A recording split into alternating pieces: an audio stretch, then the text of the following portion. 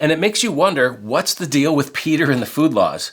The Apostle Peter, one of the pillars of the early church, needed not one, not two, but three reminders that the Old Covenant food laws were no longer in effect. Under the Sinai covenant, God had designated certain foods as clean and others as unclean.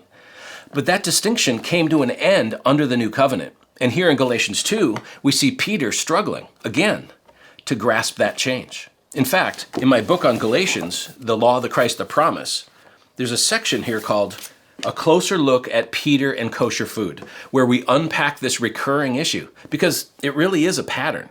First, there's the clash in Mark 7, which is also recorded in Matthew 15, where Jesus teaches that there is nothing outside a person that by going into him can defile him. And of course, under the Old Covenant law, there was a list of foods that could defile a person by going into him. And the disciples are confused. And then in Matthew's account, we see that it's Peter who asked Jesus to explain what he means. And the lesson obviously didn't stick, because later in Acts 10, Peter has to be reminded.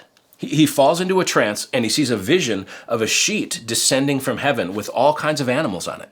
And Jesus says, "Rise, Peter, kill and eat."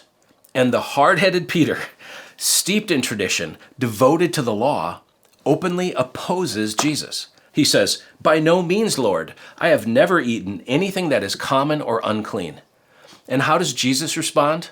He rebukes Peter 3 times, saying, "What God has made clean, do not call common." And in the book, I talk about how the Torah links unclean food with unclean people. Under the Old Covenant, God used food as one way to set Israel apart from the Gentile nations. And under the New Covenant, God used a vision of food to show Peter that Jews are no longer set apart from Gentiles. The gospel is for all nations. And that brings us back to Galatians 2. Verse 12 says, "Before certain men came from James, Peter was eating with the Gentiles." So Peter had come to accept that he could break bread and share a table with Gentiles. The food laws were no longer a social barrier.